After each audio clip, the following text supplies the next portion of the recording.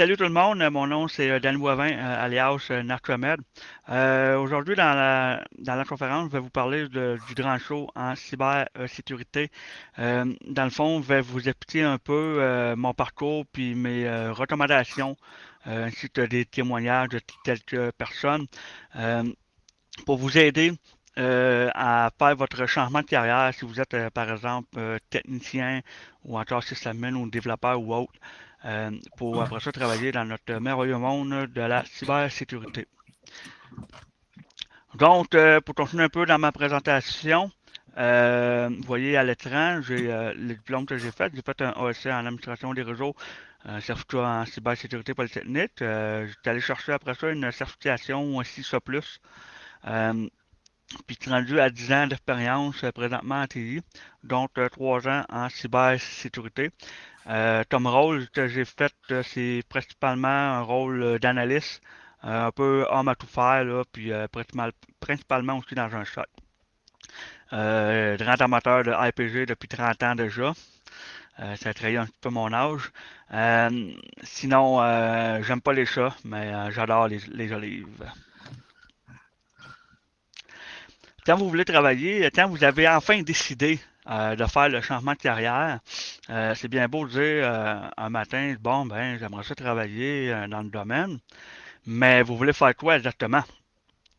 Je le sais que la plupart des gens sont très attirés au niveau du pentest.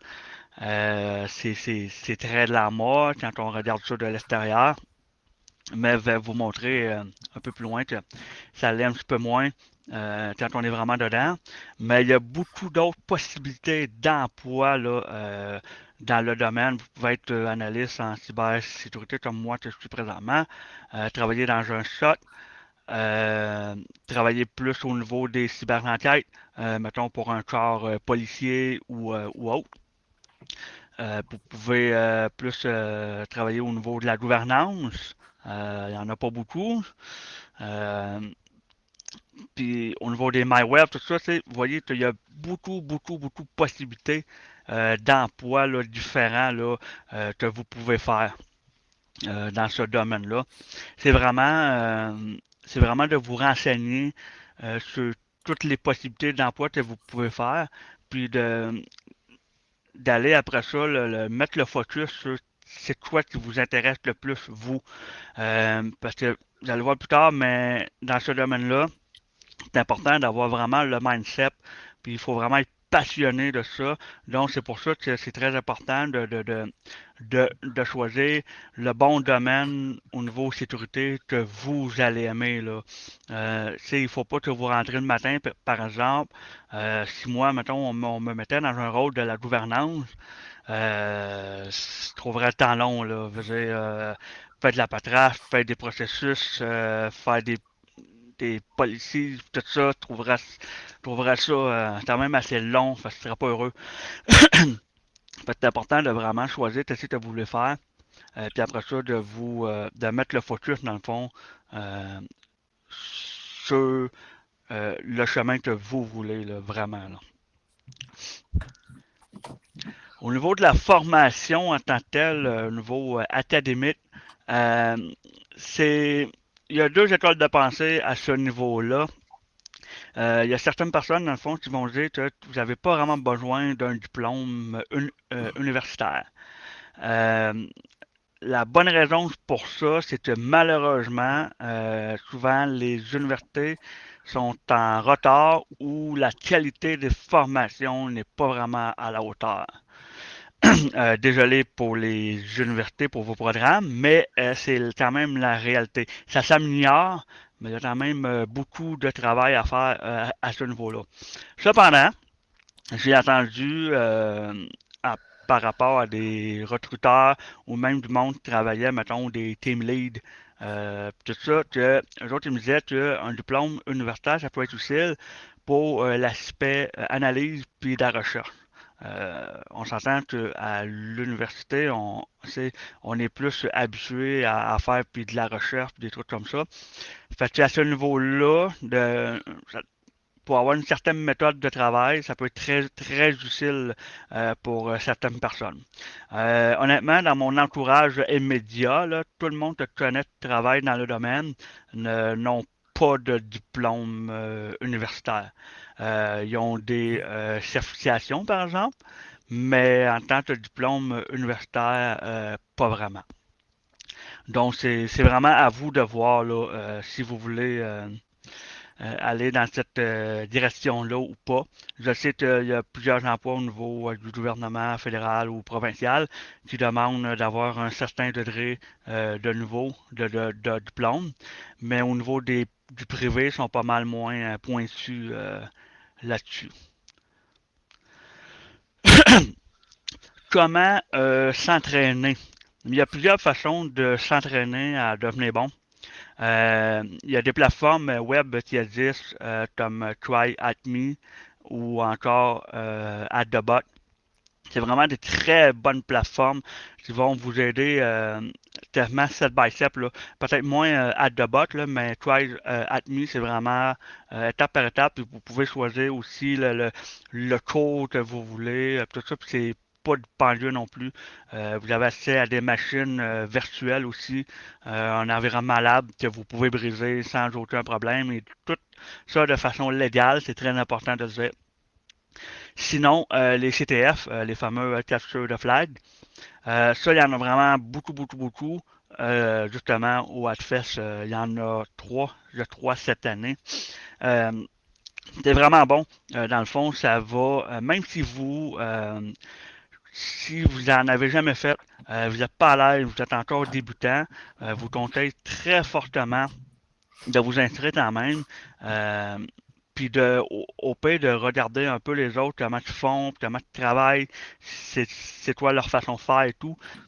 Je pense que vous allez vraiment grandement apprendre de cette façon-là. Puis ça l'aide aussi à te sortir un peu du contexte, c'est de la boîte un peu, là, puis de voir les choses un peu de façon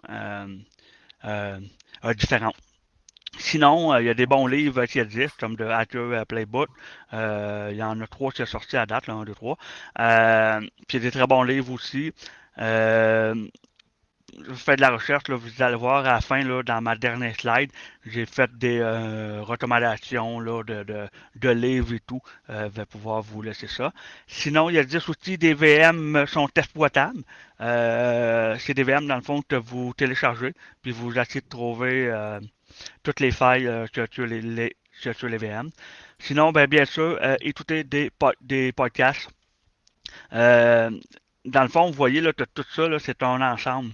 C'est très important d'être vraiment, de vous baigner le plus possible dans ça. Surtout, ça, c'est un milieu que ça tourne extrêmement vite. Il faut être vraiment comme à jour parce que les solutions ils changent, les méthodes de défense et les méthodes d'attaque ça change de façon très rapide. C'est pour ça qu'il faut vraiment se baigner dedans et d'être passionné. C'est pour ça, comme je te disais tantôt, c'est pour ça que c'est très important de choisir c'est quoi que vous voulez faire vraiment dans ce domaine-là, que vous soyez passionné vraiment à fond. Au niveau des certifications, euh, oh là là, comme vous voyez, il y en a vraiment beaucoup. Euh, il y en a vraiment de tous les genres. Euh, c'est, je vais pas faire la promotion d'une certification, c'est meilleur que une, que l'autre, ainsi de suite. Je sais que certaines personnes, mettons, ils peuvent en guillemets, cracher sur certaines certifications parce que c'est trop du partage, c'est pas vraiment de la pratique. Je comprends très bien, mais je pense que tout savoir est bonne. Tout savoir que vous pouvez aller chercher, c'est bon. C'est vraiment savoir, dans le fond, où que vous voulez mettre votre énergie puis votre temps. Euh, Puis aussi le budget. Le budget, c'est très important. C'est si vous êtes déjà à l'emploi, n'ayez pas peur d'aller demander là, à votre employeur s'il n'y a pas possibilité, dans le fond, qu'il vous paye au niveau des certifications ou même de des cours. Euh, C'est parce que la plupart des employeurs, je sais pas si ça marche pour tout, là, mais il y en a, tu sais, c'est comme, il faut qu'ils dépensent 1% en tout cas, de leur revenu, quelque chose comme ça. Parce que, dans le fond, pour eux, c'est avantageux de donner de la formation, puis tout ça à leurs employés. Fait que c'est pour ça que n'ayez vraiment pas peur d'aller de l'avant, puis de demander, parce qu'il y a beaucoup de certifications qui peuvent être pendieuses. Et on s'entend payer de sa poche, mettons, 1000$ US, c'est plus ou moins le fun, là. Si votre employeur peut vous l'avancer, tant mieux. Fait que vous avez le lien en bas pour toutes les informations, dans le fond, au niveau des certifications. Ça, je le recommande fortement, surtout si vous êtes nouveau dans le domaine. Ça peut vraiment vous aider à sortir du lot là, au niveau des CV et tout. Et c'est pas vrai, par exemple, que certaines certifications, il va vous rendre un, un hacker tout de suite.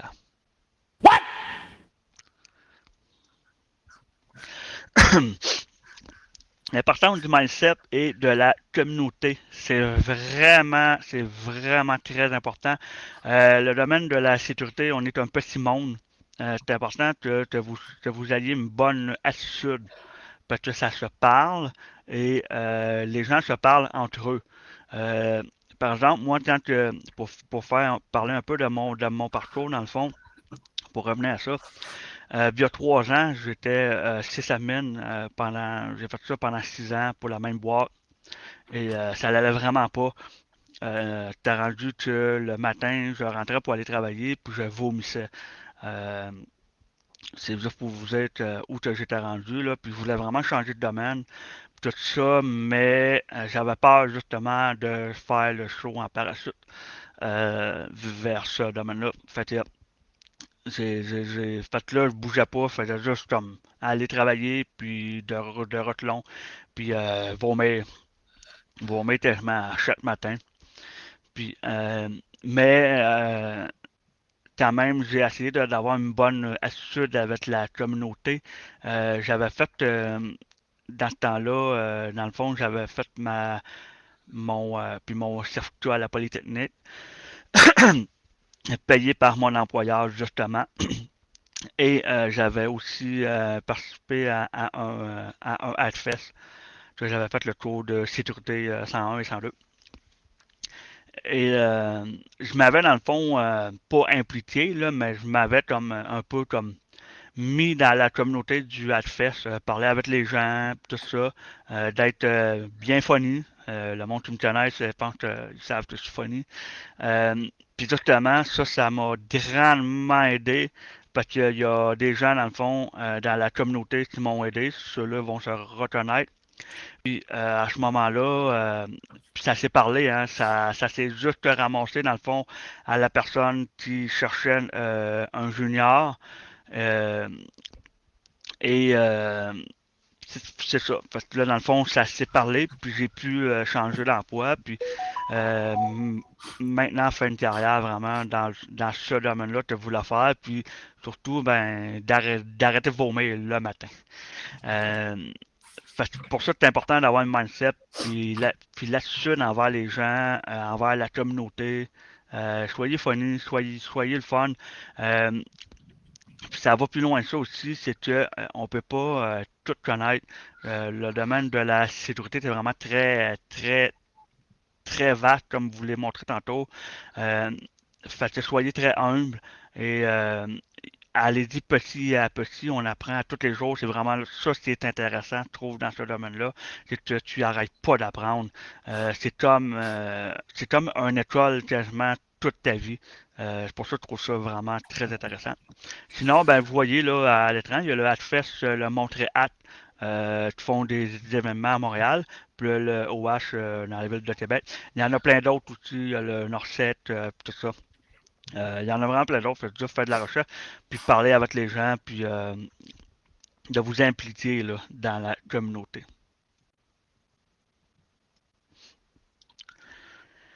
Les points importants à retenir, comme j'avais dit, rejoindre les différentes communautés, c'est très important.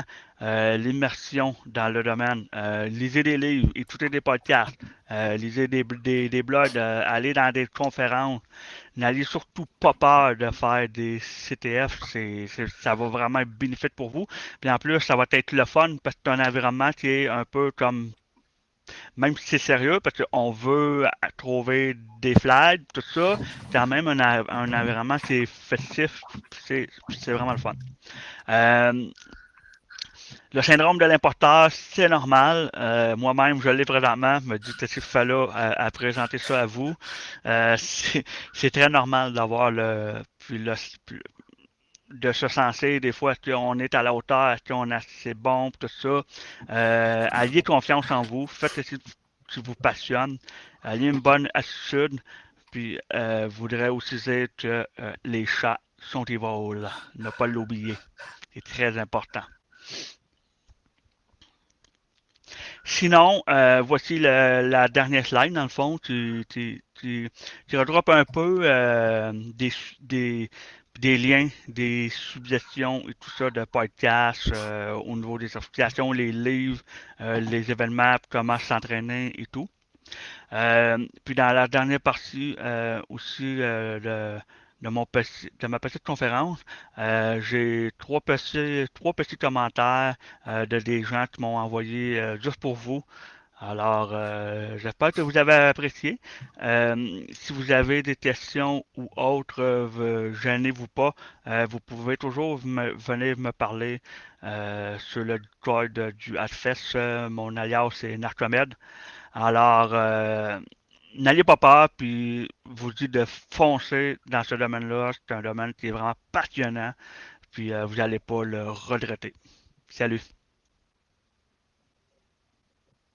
Salut, moi le petit quick win que j'aurais à dire par rapport au travail en cybersécurité, c'est que vous n'avez pas nécessairement besoin d'avoir un background ou un gros diplôme pour. Par contre, je conseillerais d'avoir une bonne connaissance technologique si vous êtes pour vous orienter dans une spécialité technique ou d'analyse technique. C'est toujours bon de challenger le statu quo puis les processus qui sont en place. Parce que c'est un peu comme ça que la sécurité fonctionne. Si personne pose de questions, mais il ne passera pas grand-chose. On fait toutes des erreurs. Ça arrive, il faut juste en apprendre.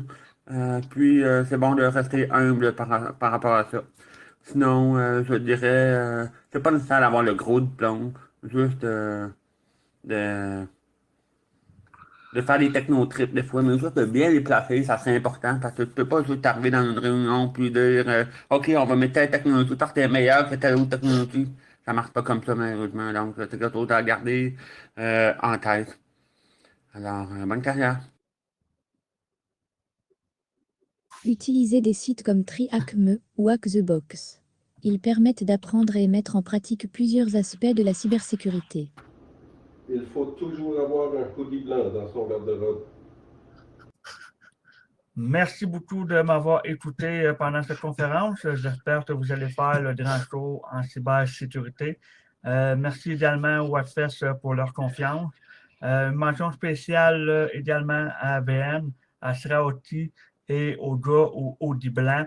N'oubliez pas, c'est très important d'avoir un hoodie blanc dans votre garde-robe. Alors, mon nom, c'était Danny Boivin, alias Narcomed, et je vous souhaite un très bon Wattfest. Salut!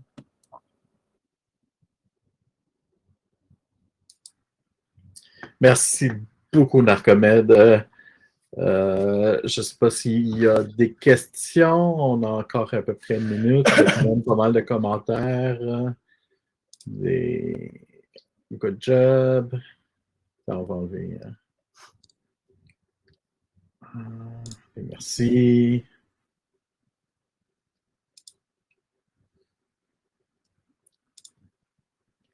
Merci, Denis. Belle présentation. Beau parcours. Merci beaucoup. Job. Non, tu as beaucoup de. Ah! Tu as une question. La simple et bonne raison, c'était toutes les choses que j'ai eues dans ma vie. Ils étaient désagréables. Le dernier, il pissait dans mon lit. Fait que j'ai jamais eu des bonnes expériences avec les chats. Moi, je suis dans l'équipe des chiens. C'est ça.